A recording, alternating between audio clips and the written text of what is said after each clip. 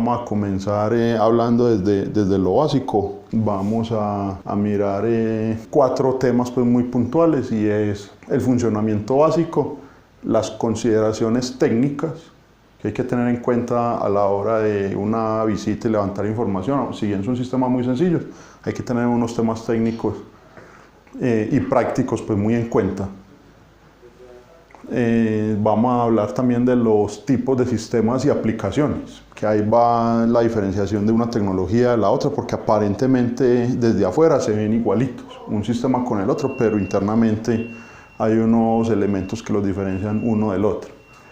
Y preguntas frecuentes, que es básicamente las preguntas que hacen los clientes, ¿cierto? Entonces, obviamente aquí vamos a abordar nada más unas cuantas, y a medida que vamos avanzando, pues nos vamos retroalimentando en este tema. Entonces, en cuanto a funcionamiento básico, primero que todo vamos a distinguir, o sea, esto es muy básico, pero desde el punto de vista del cliente, confunden y inclusive lo llaman energía termosolar o térmica, de hecho, ¿cierto? Y es muy diferente, porque lo que es termosolar para calentamiento de agua es los sistemas de los cuales vamos a estar hablando acá, pero muchas veces los llaman energía térmica, y eso se connota más a lo que es energía térmica concentrada, que es como estas plantas que son unas megaplantas, y lo que hacen es direccionar todo el calor del sol hacia un punto central, que por lo general ahí hay agua, la evaporación, y mueven una rueda de Pelton para generar energía eléctrica. Entonces, si bien en ambas se usa la energía calórica del sol, estamos más orientados al termosolar para calentamiento de agua, que es que hay muchas veces se confunden los dos términos, y desde el punto de vista de los clientes también, obviamente ellos no tienen por qué saber pues como estas diferencias básicas. Vamos a ver entonces, el funcionamiento de estos equipos se basa, o sea, las diferentes tipologías que vamos a ver, todas van de acuerdo al efecto termosifón. Efecto termosifón, ¿qué es básicamente el efecto termosifón? Es esta circulación del líquido por convección. Todos sabemos que lo caliente sube.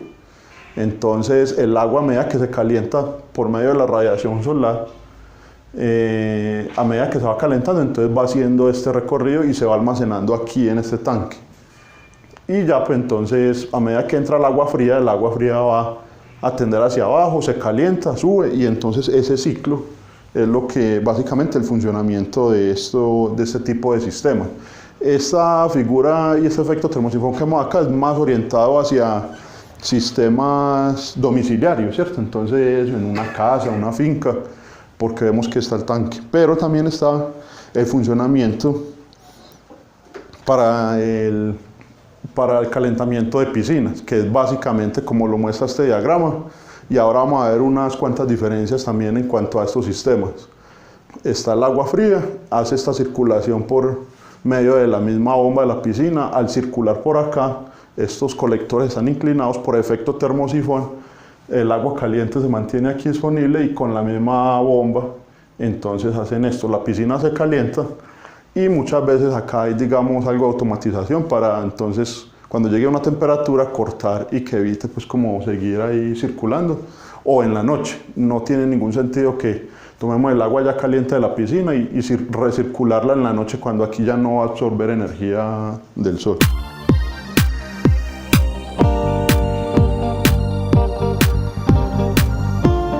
Entonces vamos a un tema de consideraciones técnicas, y dentro de eso el tipo de techo. Ahora más temprano estaba hablando con Julián y preguntaba, bueno, ¿qué tipo de techo es el cliente a donde se va a instalar el sistema? ¿El por qué? Porque dependiendo del tipo de techo y va relacionado con la forma en cómo vienen los equipos. Entonces hay unos equipos que son los split, que ahora los vamos a mirar más en detalle, no vienen con este tipo de patas, de este tipo de estructura. Entonces ahí se requiere entonces ya unos ganchos para teja de barro, que son básicamente los mismos que usamos para la fotovoltaica, Pero ese tipo de consideración hay que tenerlo en cuenta, o si es un techo en losa, como estas casas que hoy por hoy, pues esta es la tendencia de la arquitectura en las casas, digamos, de alta gama, entonces ahí por lo general son de placa y hay unos muros acá que cubren, digamos, como la parte de la cubierta, entonces no tendría ningún problema en tener un tanque en la parte superior. Pero en algunas casas como estas, un tanque acá ya se empieza o la parte estética, digamos que se empieza a comprometer. Entonces hay muchos clientes que dicen, no, ese tanque tan feo. Entonces, dependiendo del tipo de techo, entonces vamos a seleccionar el mismo peso también. El mismo peso inclusive también, exactamente. Otro tema de las consideraciones técnicas y que es muy importante es la calidad del agua. Eso parece muy simple, pero de hecho a nosotros nos ha pasado. Hubo un problema en alguna oportunidad con un cliente en un hotel donde ellos tenían su planta, o sea, no supimos eso hasta que ya se generó un problema. Y fue que empezó el sistema a funcionar perfectamente los primeros meses.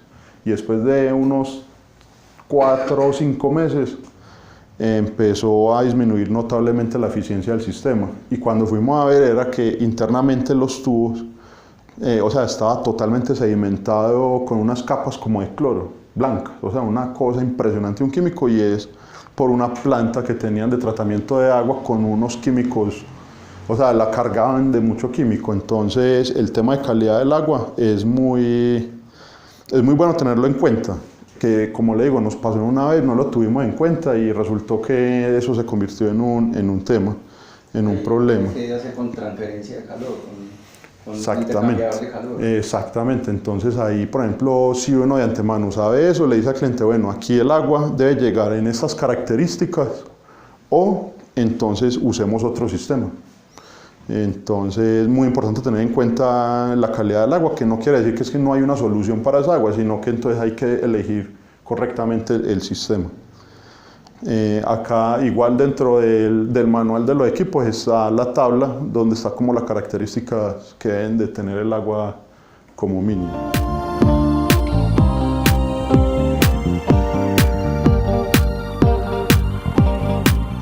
Otras consideraciones técnicas, pero esta sí ya es más, digamos, operativa a la hora de instalar. Es no dejar expuesto el tanque o los colectores por más de 15 minutos, o sea, si están expuestos al sol, no llenar el sistema con agua fría, porque el choque térmico hace que los tubos se quiebren, como el ejemplo de ese vaso. Todos sabemos cuando a veces tenemos un pocillo muy caliente y le echamos agua fría y mismo se quiebra. Pasa lo mismo con este tipo de sistema. Entonces ya es un tema no desde la orientación hacia el cliente como tal, pero sí para tener muy en cuenta a la hora de implementar estos sistemas.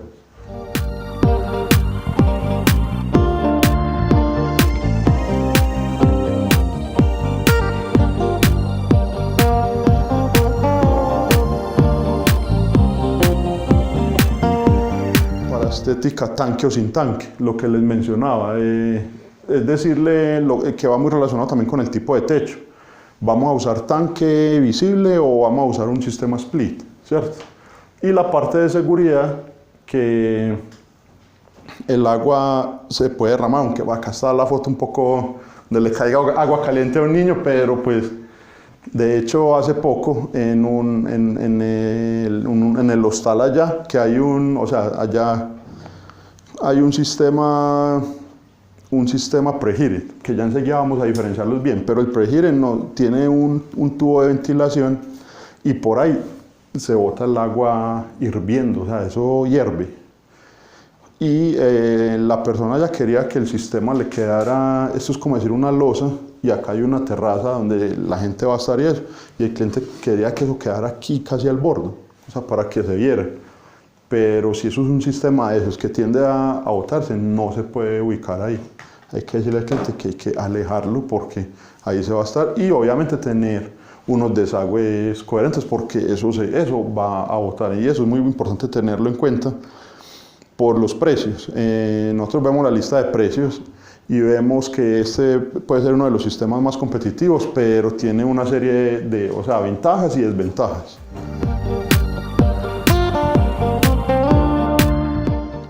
Entramos entonces ya ahora sí al tipo de sistema. Este sistema que llama el preheated o precalentado, ¿cierto? Así se ve. Físicamente ese tiene un tanquecito acá que es un tanquecito alimentador, pero internamente ese es el sistema. Entonces, ¿cómo opera este sistema?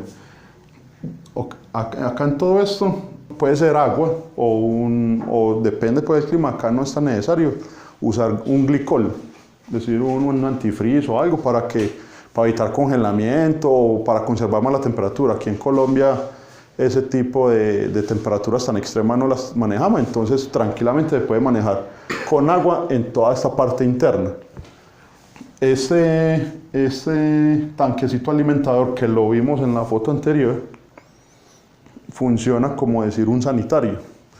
Tiene un flotador y a medida que este tanque se va vaciando, o sea, la parte interna se va vaciando, entonces baja y permite entrar, entonces el sistema siempre se va a llenar. ¿Por qué se va a estar vaciando? Porque acá hay un tubo respirador. Muchas veces está acá o acá, pero entonces ahí es donde a veces el agua se rebosa o la evaporación, igual la misma evaporación. Entonces este sistema empieza a bajar y acá se empieza a llenar para mantener esto lleno y totalmente con la energía calórica acá almacenada, de tal manera que cuando entre el agua fría, al hacer este recorrido por este serpentín y vuelve y salga acá, ya sale a la temperatura, es decir, que acá hay un intercambio de calor.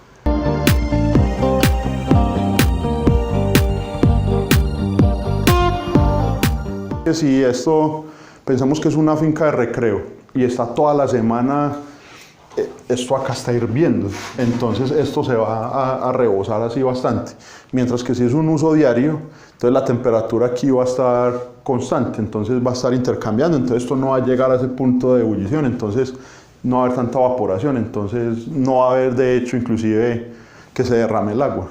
Este es el tanque interno. Esto es una foto del interno del tanque.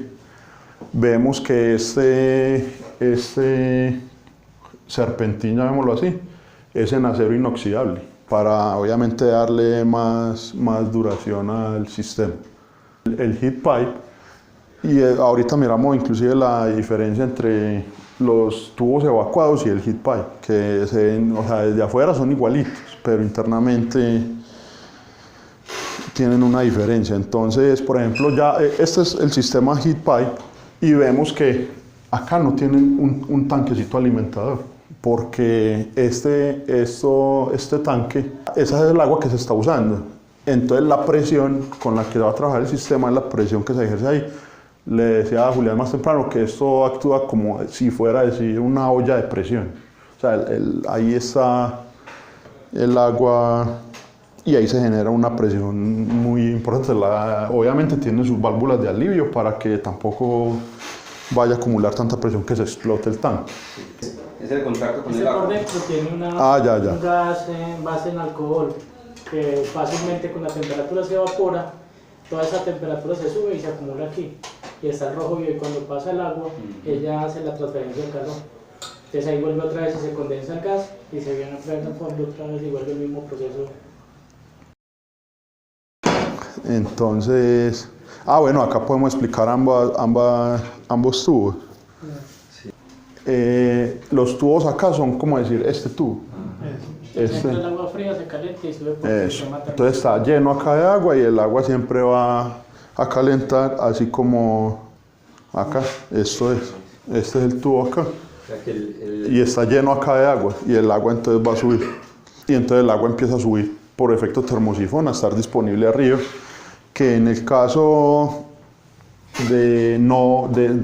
a gravedad es acá prácticamente abrir la llavecita, y como cuando uno sirve un jugo de esos termos grandes, prácticamente la misma cosa.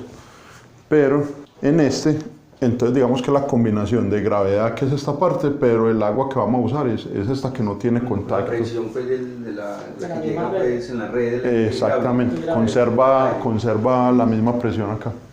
Entonces, bueno, este sería como el diagrama de funcionamiento, igual como lo habíamos visto. Entonces, muy importante, bueno, nosotros le conservamos pues el nombre heat pipe y el otro era preheated. Preheated, entonces ya hemos hablado que es porque es un precalentamiento, es decir, el tanque está ahí y hace pues intercambio de calor. Y heat pipe es un tubo aquí totalmente caliente, o sea, es esta punta del tubo que está ahí en el tanque, que esto está al rojo vivo, entonces al hacer ese contacto con el agua que entra, entonces, y siempre como vemos en todo, así sea diferencia de sistema, acá va a estar el efecto termosifón, o sea, el agua caliente siempre va a estar acá disponible, la que va entrando fría se va calentando y acá sale con la misma presión del sistema que haya, en este caso digamos la red de EPM y esto va a estar con la misma que entra acá, el tanque está presurizado, vuelve y sale. Adicional que se puede generar algo más de presión, pero para eso están las válvulas de alivio. Está el otro sistema que es el split.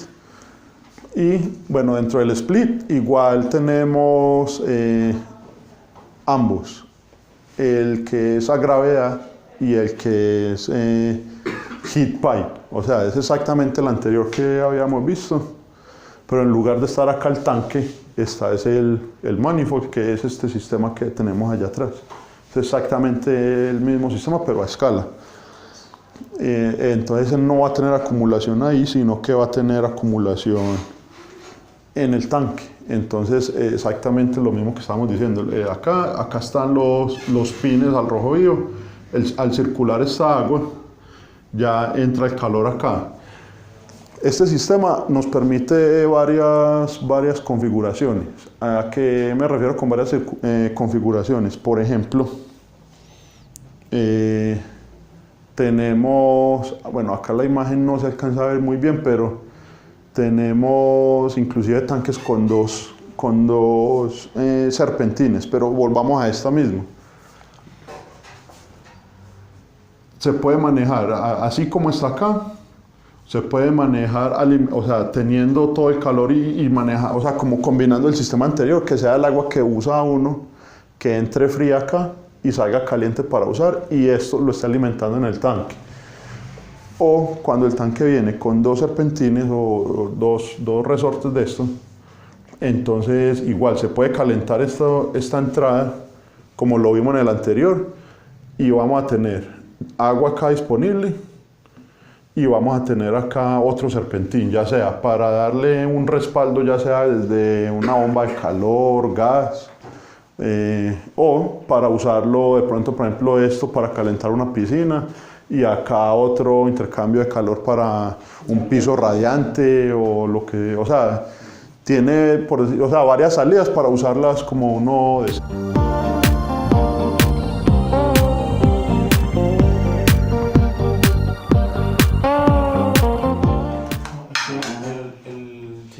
Pues ya el real viene con un sello aquí, eso viene totalmente, eso no se ve, eso no se sabe. Sí, viene acá ya sellado. Todo. Porque si el aquí viene sellado para que se genere más el efecto invernadero. Pues entre contacto con el agua, pues. Exacto. Sí. Que aquí sellado para que genere el efecto invernadero y no entre el agua. Yo aquí me preocupaba.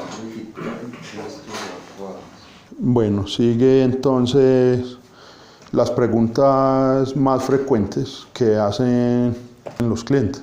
Bueno, ¿cuántos colectores necesito? ¿Cierto? O, digamos, en sistemas orientados para el hogar, ya eso está muy estandarizado. Uno sabe que para una vivienda donde vivan de 4 a 6 personas, uno de 200 litros puede estar bien. Si se quiere tener, digamos, un poco más de capacidad, 300 litros es más que suficiente.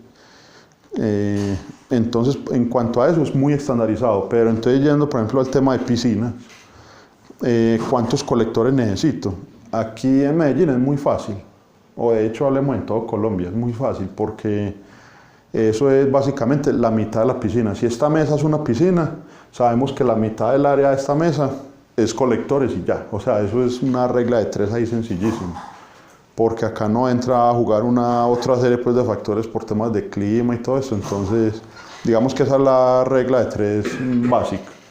Y que acá la profundidad de las piscinas es muy estándar. Eso va entre 1,40 y 1,50.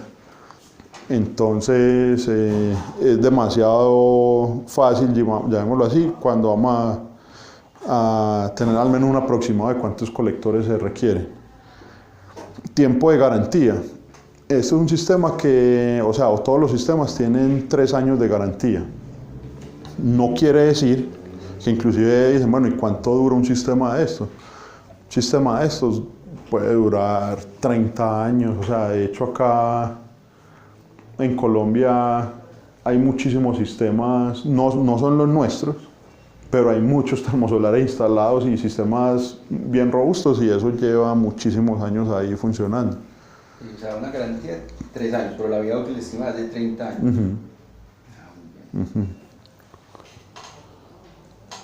Y otra pregunta, si requiere mantenimiento. Es muy relativo. Hablando, por ejemplo, entonces, si el agua tiene químicos y todo esto, y nos pasa como nos pasó un día por no preguntar el agua, nos tocaba ir a hacer mantenimiento allá cada como 2 meses o 3, o sea, qué cosa tan impresionante.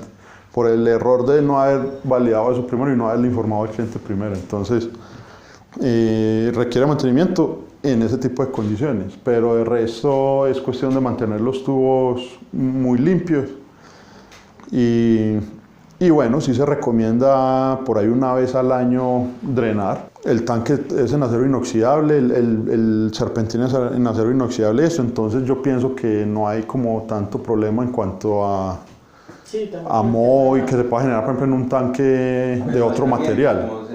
Son para uso constante. Como es el mismo material, también se produce la corrosión galvánica, que es la otra que también se utiliza para el ánodo de sacrificio, para él atrapar como esa electrólisis que se va a generar ahí, para ver materiales diferentes.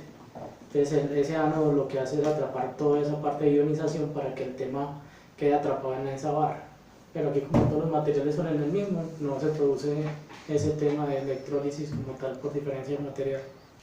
Sin embargo, pues el tanque y eso tiene sus desagües pues, para hacerle el mantenimiento y o sea, para bajarle pues como para hacerle un mantenimiento, pues limpiar lo básico, cambiarle digamos el agua y es un drenaje. Y bueno, muchachos, yo creo que básicamente es eso. No sé si tengan algunas otras preguntas. Es algo muy general, muy básico, pero yo creo que sí nos ayuda a diferenciar un poco como esos 3 tipos de tecnología que uno decía, bueno, preheater, heat pipe, que hasta son muy parecidos, y ya el split.